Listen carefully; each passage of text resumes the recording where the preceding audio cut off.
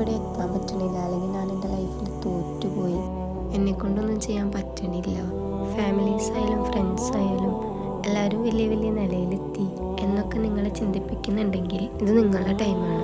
എല്ലാവർക്കും പഠിച്ചവന് ഓരോ കഴിവുകൾ കൊടുത്തിട്ടുണ്ട്.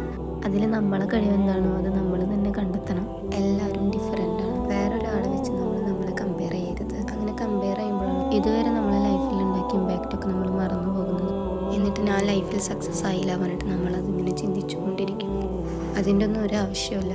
നമുക്ക് ഇനിയും സമയമുണ്ട്. നിങ്ങളെ ലൈഫിൽ ഇപ്പോൾ നിങ്ങൾ ഏത് പൊസിഷനിലാണെങ്കിലും ഏതൊരു ഏജ് ആണെങ്കിലും 90s-ലായാലും 20s-ലായാലും 40s-ആയാലും നിങ്ങൾ എന്തൊരു കാര്യം റീസ്റ്റാർട്ട് ചെയ്യാനാണെങ്കിലും നിങ്ങളുടെ കയ്യിൽ സമയമുണ്ട്. വർക്ക് ചെയ്യാനാണെങ്കിലും എന്തെങ്കിലും ഒരു ബിസിനസ് സ്റ്റാർട്ട് ചെയ്യാനാണെങ്കിലും ഒക്കെ നിങ്ങളുടെ കയ്യിൽ സമയമുണ്ട്. ബട്ട് നിങ്ങൾ ഹാർഡ് വർക്ക് ചെയ്യണം.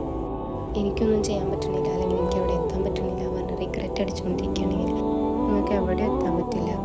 ഒരു രൂപയെങ്കിൽ ഒരു രൂപ നമ്മൾ ഹാർഡ് വർക്ക് ചെയ്തിട്ട് നമ്മളെ കയ്യിൽ കിട്ടുമ്പോഴുള്ള ആ ഒരു സന്തോഷം വേറെ എത്ര എമൗണ്ട് നമ്മുടെ കയ്യിൽ വന്നാലും നമുക്ക് ആ ഒരു ഹാപ്പിനെസ് നമുക്ക് കിട്ടില്ല. അതുകൊണ്ട് നമ്മൾ ഹാർഡ് വർക്ക് ചെയ്യുക. ഇന്ന് തുടങ്ങാമെന്ന് വിചാരിച്ചത് ഇന്ന് തന്നെ തുടങ്ങുക. അത് ഒരിക്കലും നാളേക്ക് വെക്കരുത്.